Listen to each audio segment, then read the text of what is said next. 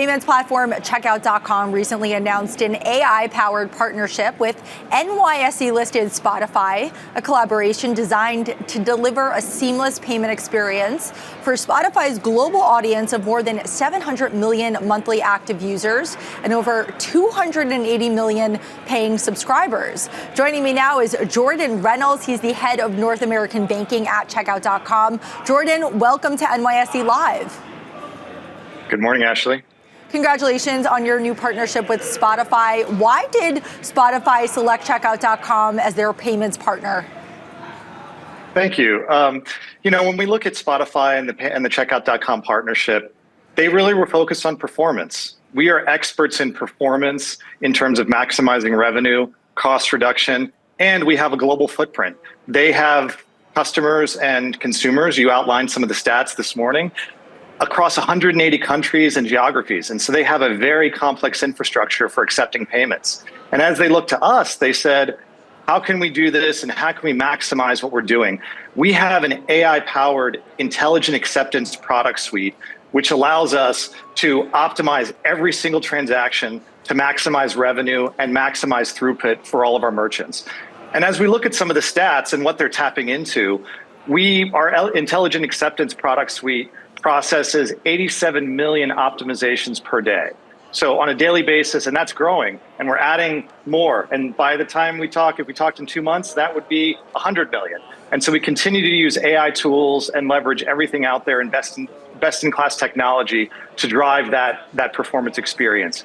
We've also recovered $17 billion since the launch of the product in 2023. And that translates into a roughly 4% uplift in approval rates. And so for a Spotify, they look at that and say, if I can drive 4%, up to 4% revenue growth, I want to partner with Checkout. They're the partner that I want. All right. And how does AI play into this? What are the use cases for some of the technology? Yeah, so for us, there's really twofold. I would say there's the internal use case where we're looking at driving efficiency across our company. Roughly 97% of employees are using AI on a daily basis. I use it on a daily basis to do everything from crafting emails, to doing presentations, to doing financial analysis and modeling. Our engineering teams are using it to streamline and expedite the production of code and driving and building new products and services. And that's kind of the internal use case. So there's an efficiency and us getting products to market faster and driving better experiences for our merchants with a focus on performance.